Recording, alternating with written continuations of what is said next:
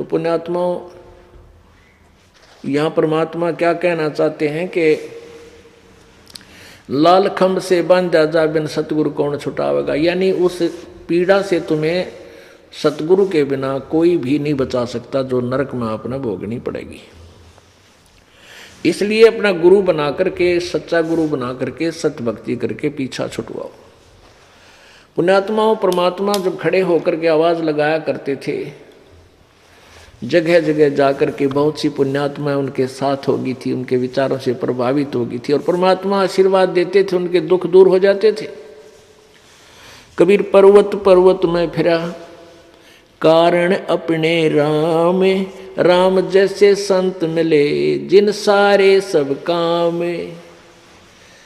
कि जिस संकटों के निवारण के लिए परमात्मा के लिए हम घूमा करते थे, पर्वतों पर, पहाड़ों में, गुफाओं में, जंगल में,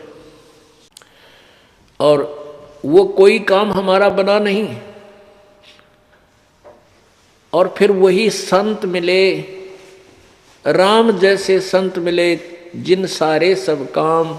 तो वो परमात्मा राम ही आया हुआ था। कबीर जी वो सत्य पुरुष पूर्ण ब्रह्म वहाँ आए हुए थे। जो भी दुखी आत्मा आते थे उनके कुछ तो आशीर्वाद मात्र सुखी हो जाते थे, फिर वो प्यारी आत्मा परमात्मा के ज्ञान को सुनते थे। अपने आत्माओं, परमात्मा की वाणी,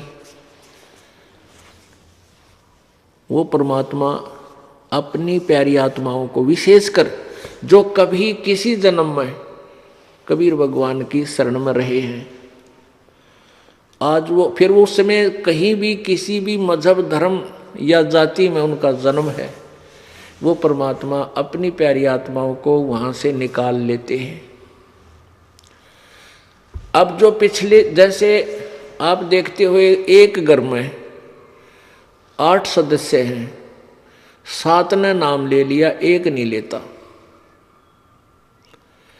एक घर में 4 सदस्य हैं, 3 ने नाम ले लिया, एक ना लेता। कितना ही पचले कति नहीं लेता, सुनता भी कोई नहीं, बल्कि उठ पटांग बकवास करता है। तो वो कारण क्या है? वो कारण है कि वो पिछले जन्म में कभी परमेश्वर की, कबीर जी की शरण में नहीं रहा। वो काग का बच्चा है, और जो परमात्मा की शरण में आगे वो कोयल के बच्चे थे। ये एक कोयल क्या करती है, एक पक्षी है कोयल, वो अपना अलग घोंसला बनाकर अपने अंडे उत्पन्न नहीं करती, क्योंकि वो काग जो है, कौवे जो होते हैं, वो उस कोयल के अंडों को खा जाते हैं। वो उनको परिफुल्लित नहीं होने देते, खत्म कर देते, नष्ट कर देते।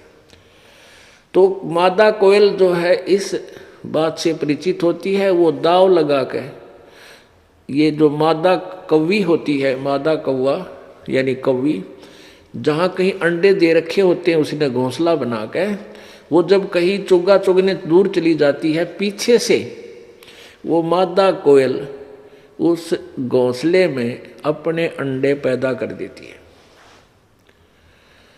अब पहले 2 थे, 2 और उत्पन्न कर दिए उसी में उसने। वो मादा कौवी आती है, वह कौवी आती है, आके देखती है कि 4 अंडे हैं। अब वो पहचान नहीं पाती मेरे कौन से हैं, तो सारे के सारों को परिपक्व करने लग जाती है। जब उसमें वो बच्चे बन जाते हैं, और वो कोयल ध्यान रखती है, उस पर जो पूरी नज़र रखती है कि ये बालक, मेरे बच्चे किस समय उड़ने योग्य हो, और उसी समय इनको ले चलूँ यहाँ से। जब वो देख लेती है कि ये बच्चे अब कुछ उड़ने लायक हो गए हैं, उस समय दूर पेड़ पर बैठ कर कोयल अपनी प्यारी बोली बोलती है।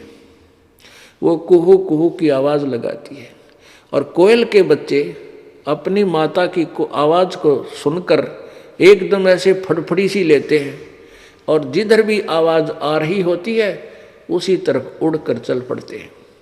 लेकिन वो काग वाले नहीं उड़ते, वो वहीं बैठे रहते मस्ती में, उनको कोई लेना देना नहीं, उनका असर नहीं होता उस बोली का।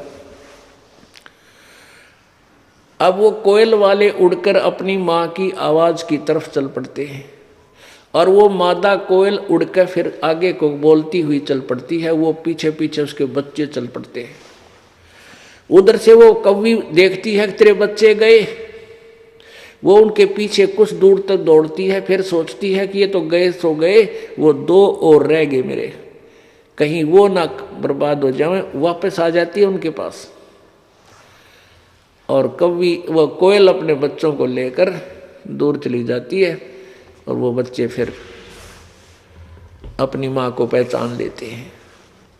तो पुण्यात्माओं, जो इस परमेश्वर की वाणी को, ज्ञान को स्वीकार नहीं करते, वो काग वाले हैं, और जो इस बालक का ज्ञान सुनते पीछे पीछे हो लेते हैं, वो परमात्मा कोयल वाले हैं, यानी कबीर भगवान के बच्चे हैं।